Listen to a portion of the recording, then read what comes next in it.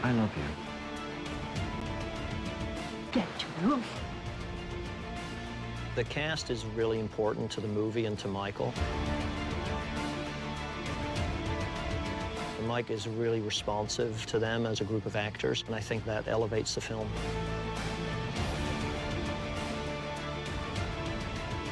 I think we've had good fortune in this franchise to have some really talented actors come and play with robots and dinosaurs and cars.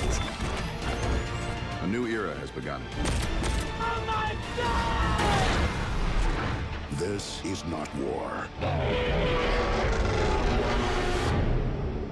It's human extinction.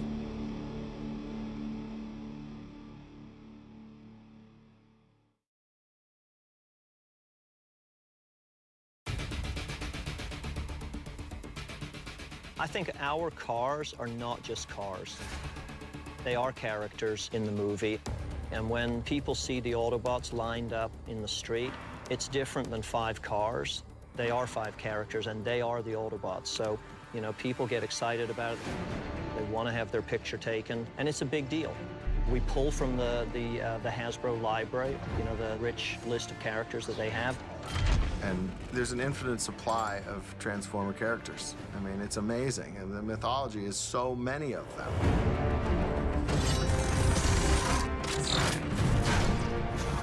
Then you start calling up the car companies and opening it up a little bit and see who's interested in participating. And in this case, you know, we've had a great response.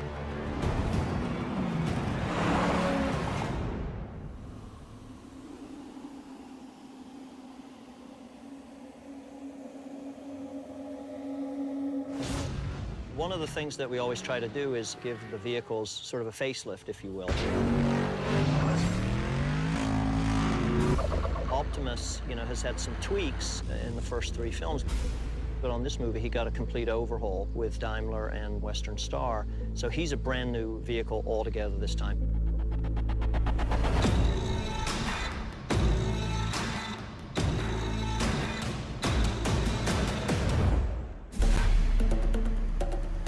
The Western Star is a custom build from almost every detail all the way up. I think the only piece that would be common to a production Western Star is the door panel and the beginning of the sleeper cab. Everything else that you're seeing, from the hood to the bump, to the grille, to the bumper, to the rocker panels, to the fenders, is all custom for our show. And the flames was a very exciting part of the design process. Number one, how do we begin with, as a departure, the flames that we've looked at for the last 3 movies and create something that's wholly new and fresh for the project, but also brings us back to and has a dialogue with some of the design cues from the old Optimus, so you still knew that we were looking at the same character. I did the initial concept work for the flames. That was then handed to an artist that was working with the Daimler group to refine those flames.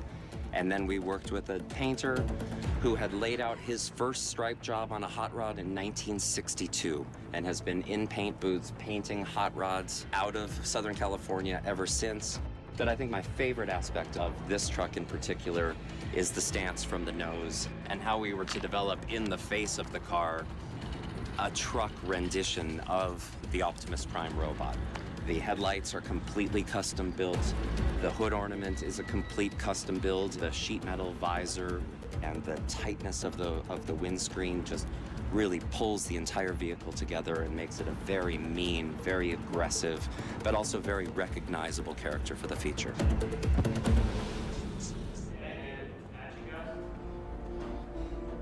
Want to hook these wires back to a working battery? And then they have the hiding Optimus, which was an old Marmon truck, which they couldn't make it in 1993, which is like the coolest old square truck. You can't go with the conventional long nose because he's hiding. So he's got to be a little bit different. So he's kind of done a chameleon effect and made himself look really old, decrepit, so he's not looking like he usually does. So people wouldn't even think of him hiding because it's just an old truck. And so we're making it look old and rusted, like it's been there a long, long time. It's been a really fun project. You don't get something like this very often. I drove the old beat-up Optimus on our first day of shooting out in Utah. I was driving that one, was pretty cool. Because they were like, you can't drive the truck. I said, dude, my dad was a Teamster, drive a double clutch 13 speed. So, you know, I used to sit on his lap when I was 12 years old and drive like this. You know, he'd let me hold the wheel. So that was pretty cool. The Optimus Prime trucks take their design cues from the hot rod world, from the trucking world. For the Galvatron project, we looked more towards the industrial design world to create a clean look that we would expect from a high-end robotics company such as KSI. The base model for the truck is an Australian market Freightliner Argosy. It's very, very different from the Optimus Prime Western Star, in which it's a cab-over designed for the Australian or European markets. The truck is over height for American roads, which establishes its large nature appropriate to the character Galvatron for the film. And with any of the robot vehicles, there's a constant dialogue with Michael with regards to the personality of the vehicle. Michael's cue to the designers was constantly to make it meaner, to make it stronger. The designer Jeffrey Beecroft's input was to make it continuously more high-tech, more clean-lined, and appropriate to a very contemporary product design market. In the same sense that the robots are distinct and individual characters within the project, we have pushed and developed and ideated the design of the trucks to be personalities in and amongst themselves. I think the general idea is to concentrate on a freshness. So Bumblebee is redesigned. We took a Chevrolet Camaro Super Sport. We took the whole front end off of it. We cut the whole back end off of it. We made a whole new front end and a whole new back end. This vehicle has the hood on it because we're still pre-fitting all of the gaps and everything else to make sure that those are factory.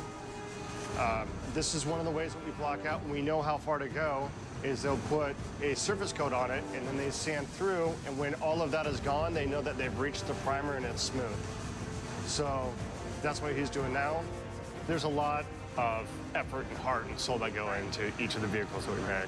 When all is said and done, this car will probably have around 3,000 hours in it. The color and the overall paint scheme is a lot different as well. This is a candy colored, so it's very difficult to match the paint. So if you scratch or dent a door, you're doing the whole side, which is different than before.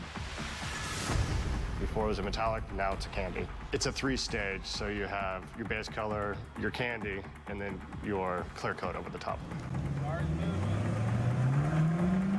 The rear end is much wider and much more aggressive than the previous models. It also has a more aggressive rear spoiler.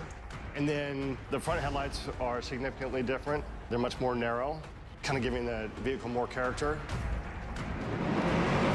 The hood, the roof, and the back all get stripes, and then the whole vehicle in general is a lot more aggressive from a styling standpoint. Cut. It's a Michael Bay movie. It's got to be something that's special that not everybody can get or everybody can have. This is worth $15 million. That Corvette is one of the most amazing cars I've ever seen. So I have to say, out of all these cars, I'm taking the Corvette. This is the 1959 Racing Stingray. It was the first Corvette ever called a Stingray. And it also has a little Hollywood history also because Elvis Presley drove this car in the movie Clam Bake. I want this one for my wall. I like the muscle cars, and I like that, I think it was a '69 Riviera that was out in front of the theater. Just beautiful, you know, all white, mint condition. One of those cars that you can't not walk over and look inside of. I like the new Lamborghini. That's kind of a great car. Turn it towards me now, turn it towards me. That's like the cool car. A Lamborghini's a cool car, come on. Ah, that's a good shot. That Corvette. There's a Bugatti. And the Pagani. This is the Pagani Huara. It's a one-of-a-kind, hand-built, Italian-made. It's very torturous to drive slow in this kind of car. You know, I'm really not a car guy, I have to say. I'm not, but there were a couple cars there that were pretty incredible. The Bugatti and the Pagani. I mean, they're really amazing, beautiful works of art. Of course, they're all Italian. That is a lyric ballad, an epic ode. And you brought me a dirty limerick. That toxic clutch grinder wishes it was this car. And And then there's the old Bumblebee, the hiding Bumblebee. So at 67, we found one that was almost where we wanted it to be, and then we kind of finished it. Bumblebee's gonna start going, wow, wow, wow, wow. He's gonna spin his thing. He's then gonna back up. He's gonna start throwing donuts in here. You're dealing with very, very expensive cars on this. So the margin of error is you don't have any margin of error, because if you mess up, you're gonna go home. Hey guys, let's not have be close to this $2 million car like this, okay? You know, like? Thank you. Can we move this car over 5 feet, please? This is expensive.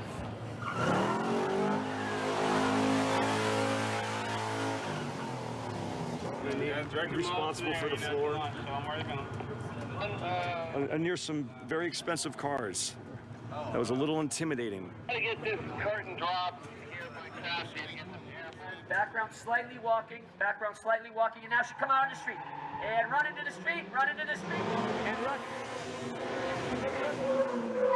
This is a 2013 Chevy Sonic, which has been completely redesigned for the movie.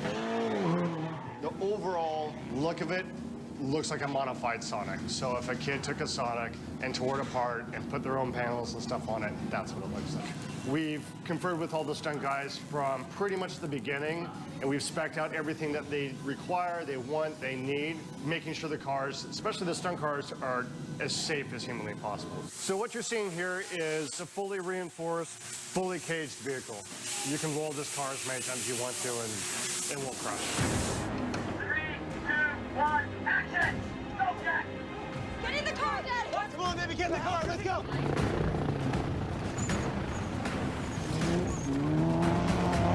Jack is, I think, born to be a race car driver. He has one speed, and it's fast. Well, I was brought up watching Formula One. That's, you know, a big one for us at home. And I've been working with the stunt guys for 6 weeks, maybe. And I'm just driving as much as I can, just getting as much wheel time in as I can. So we started out with really basic stuff like cone slaloms. Now we're on to kind of like drifting, doing 180s and all that kind of thing. A lot of e-brake. Basically, just get the feel of a rally car. You know, obviously on the day, we're gonna have a car with 700 horsepower, fully race competitive, you know, that level of a car. It's gonna be all-wheel drive. Just like this Evo right here. This is basically our beater car. He came here with some good fundamentals, and we're just giving him the time and the instruction he needs to take to the next level. So we're just teaching him how to shift, how to get back in control, dealing with uneven terrain, all of those things that he's got to be dealing with all at the same time. Alpha's having to be able to act while he's doing all these things, you know? He's got his mind going 3 or 4 different directions. So to me, it's just repetition. I can't say it enough. All right, Jack, so here's the deal. So you're gonna come up hot first gear. When you get halfway to the cone, pull the e-brake, cut the wheel hard to the left. As soon as the car turns a 180, power back on it, steer towards your mark, come around to the side, and slide the opposite side 90 right to these cones. All right, send it. Nice, nice. Perfect, that's good right there. That's exactly what you want. He's a fast learner. It's not very often we get a chance to drive with somebody who can pick it up really fast. I mean, he drives just as fast, his reactions are just as fast, and his moves are just as crisp as like some of the top stunt guys I've worked with. Here we go. Boom! Right by the boys. You wanna go again? I love cars, and I always have, so to be able to get behind the wheel and to be drifting and actually throwing a car around is just so much fun.